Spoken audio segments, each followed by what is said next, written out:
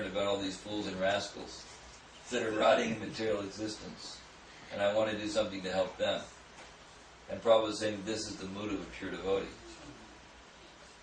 So, Paradukta Dukhi. So this is, this is actually the mood of a great soul. Yeah. So is it that probably when we have problem with somebody, we should think, oh, actually this, rather than, accusing the person or trying to justify ourselves or making it like, because whenever we try to justify the situation, it becomes worse rather than getting sorted out. So that time should we think, oh, let me pray for the, myself and the Jivatma so that our relationship improves. And well, one point that Bhakti Tirtha Maharaj makes about dealing with other Vaishnavas is that, or dealing with anyone, you don't want any of your activities to increase that person's entanglement in the material existence. In other words, let's suppose by your activities you cause that person to become more and more disturbed. Well then, you've actually contributed to their distress. Even though it may be that that's their problem, but if you don't handle them in the right way, then you actually increase their distress. So, we should try our best to understand that anyone who's behaving inimically or hatefully, they're suffering. They're in illusion, first of all, that they're, the bodily concept of life usually, because you don't give trouble to people if you're not in the bodily concept of life. So, if you can see that by your behavior you're causing someone else's distress to increase, then you should try to act in such a way that to bring the fire down. Try to be a peacemaker as far as possible. I mean, sometimes, in practical life, you just have to tell somebody to stop behaving like a jerk. Provided we have that type of a relationship. Provided you have that kind of relationship with them. I mean, like a good friend, like I have good friends, like if I think Sundar Govinda is doing something bogus, I can just say, what are you doing that for? It's nonsense. Of course, I never have any occasion to say that. Thank you. But I mean, I could say that and he wouldn't become offended. But somebody else might become very offended, so I wouldn't speak like that. I would try to be very polite. Actually, Bhaktisiddhanta this morning, I was giving a class about Bhaktisiddhanta. Today was his appearance day. And he was, when he was sending his preachers to the West, he was saying that you should follow Prabodhananda Saraswati's preaching formula. And he said the preaching formula is that you go to people and you fall at their feet and you say, my dear sir or my dear madam, you're so great, you have so many good qualities. You have, you're very wise, very wealthy, you praise them.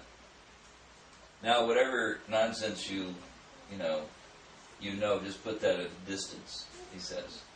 Put it at a distance. And try to understand the wonderful mercy of Chaitanya Mahaprabhu. So in other words, basically you go to them, you flatter them, you praise them, and then you tell them the truth.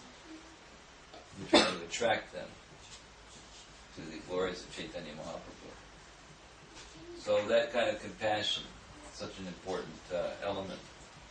In our dealings with others, we should try to think how we can do good. And sometimes it's better to do nothing. If you know that your very presence is agitating somebody, it's better to remove yourself from the scene, if possible. Because if you cause it by your presence, if you cause them to create more fences, then you're assisting, you're facilitating their entanglement. So we have to try to. It's not easy to get the balance right. Anyway. We have this description of Shukadeva Goswami, and the question was raised, how is it that he was recognized by the citizens when he entered the city of Hastinapur, after wandering in the provinces of Kuru and Jangala, appearing like a madman, dumb and retarded? He appeared like that. Great saints, great souls may sometimes appear to be like madmen. Like, you ever read a description of Haridas Thakur, he's traveling, right? And he's crying, laughing, sometimes uttering strange sounds, unearthly sounds. Sometimes he's dancing, sometimes he's rolling on the ground, sometimes he's crying out, roaring like a lion. So now if you saw that person from a distance, you think he's going crazy. Wouldn't you? He's going crazy. He needs help. But actually he's experiencing ecstasy. So great souls sometimes appear like madmen. It says, so a sage is not therefore recognized by sight, Prabhupada says in the purport, but by hearing.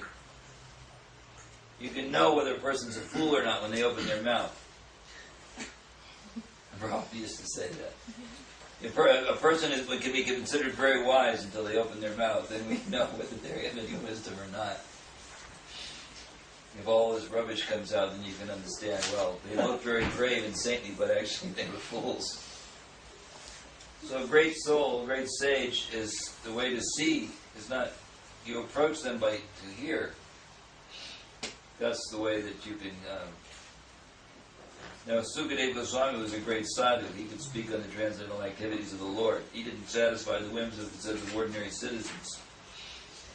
He was the most elevated transcendental personality. Text 7. Another question. How did it so happen that King Parikshit met this great sage, making it possible for this great transcendental essence of the Vedas, Bhagavatam, to be sung to him? So Bhagavatam is described here as the essence of the Vedas that we've already discussed. Not an imaginary story. Sometimes people try to describe it as such.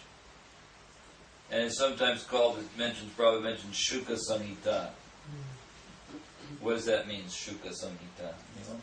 It was sung by Sukadeva Goswami. Huh? Shuka's name. Sukadeva Goswami's name. Yes, it's Samhita. Prayers. Prayers. I don't know exactly the meaning of Samhita. That's why I'm asking.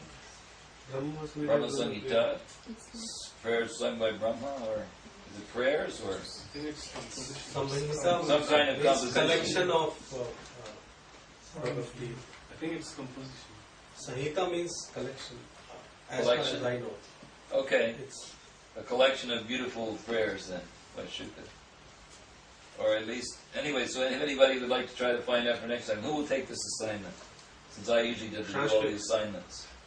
Can someone find out the meaning of Samhita? You can find out. yeah, I would be in India next week. You can email.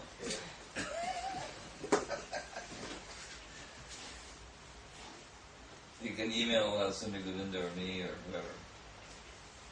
Okay, text 8.